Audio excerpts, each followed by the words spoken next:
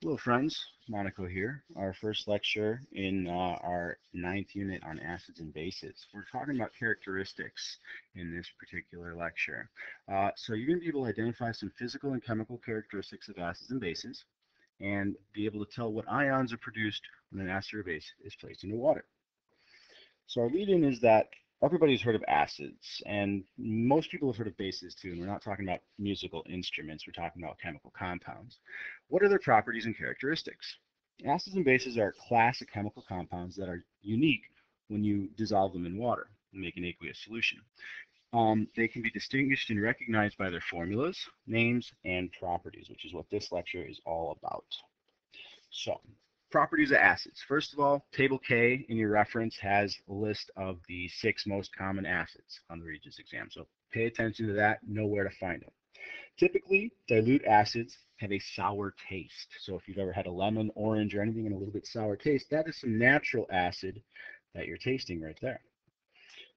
Concentrated acids burn skin and eat holes in clothing.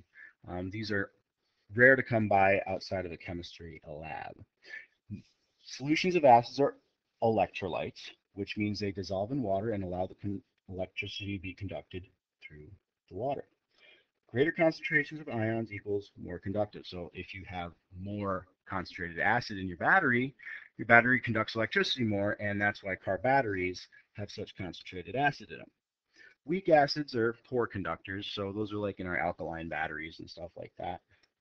Strong acids are good conductors. That's what's in a 12-volt car battery and is very dangerous. Next page. Acids react with bases to form neutral solutions. So you can think of them as being completely opposite in nature. They cancel out, they just like annihilate and make water. It's done through a double replacement reaction called a neutralization. So it's a type of double replacement known as neutralization.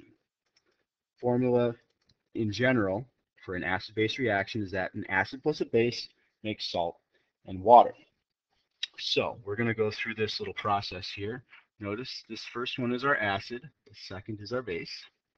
And we know that salt and water are produced, and it's a double replacement reaction. So we take the first element, positive ion, put it with the negative, and we take the negative and put it with the positive to find out the two things we're going to make. So we've got H and OH. Let's put it on the right line. HOH, well, that's H2O, water. And then the other thing we've got is we've got NaCl. That's a salt. So these usually balance out very easily. One coefficient of moles for each product and reactant. So that is HOH, H2O. So we have salt and water being produced in this neutralization, like every time. Acids react with certain metals to produce hydrogen gas.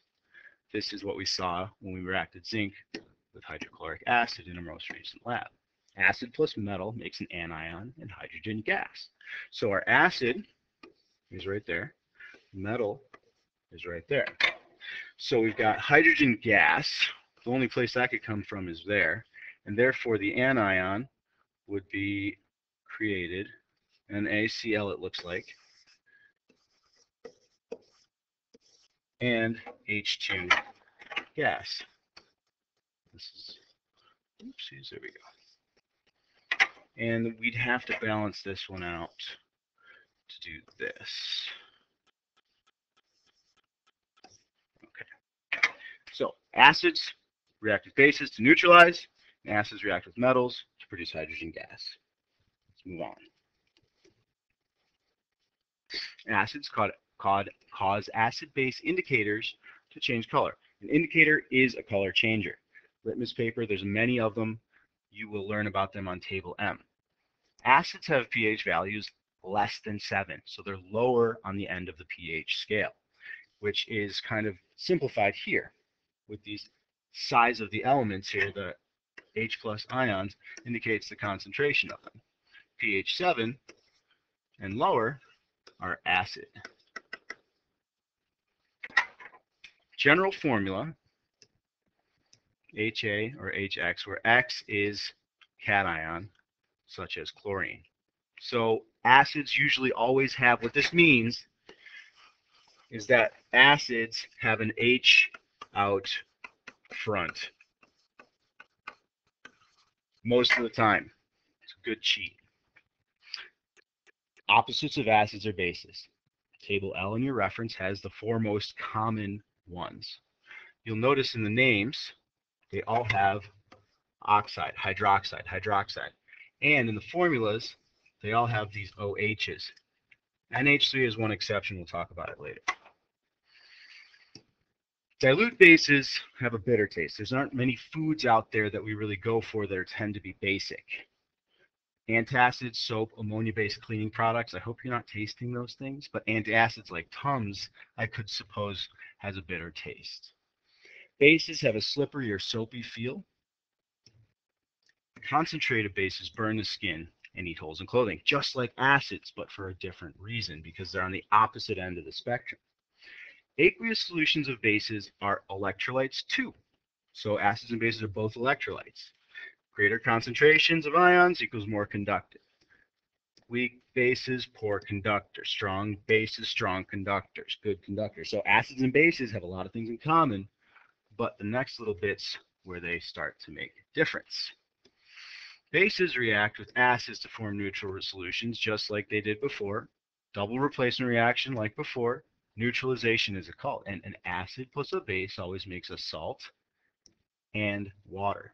Now there's many different types of salt, but the double replacement reaction always goes like this. Hydrogen from the acid goes with the hydroxide from the base.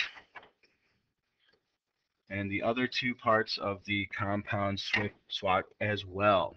So we make H plus an OH is H2O, and then Ca and a Br. This is where you have to do your double swap to figure out that it's CaBr2. And then when you balance back, two of these, one of those, one of those, two waters. So cross down, double replacement, balance. That was what we did there. Bases cause acid-base indicators to color change as well. Litmus paper turns blue. Other acid-base indicators on table M turn different colors. Bases have a pH values that are greater than 7, so the high end of the pH scale. OH negative is what's responsible for it to be a base, so we have the higher end of the scale, which is base. More concentration of OH puts you down at pH 14. Less puts you down toward the neutral side. General formula, where X is an anion, such as Na+. What this means, again, is base have the OH in the end of their name. So acids have H at the beginning, bases have OH at the end. At this point, you should be able to identify some of those key characteristics: taste, electrolyte, what type of ion is in solution for acids or bases, and identify what ions are produced when they're dissolved in water. So H plus for the acid, OH negative for the base. There's one page of practice packet, but nothing on the castle for this lecture. Thanks for watching.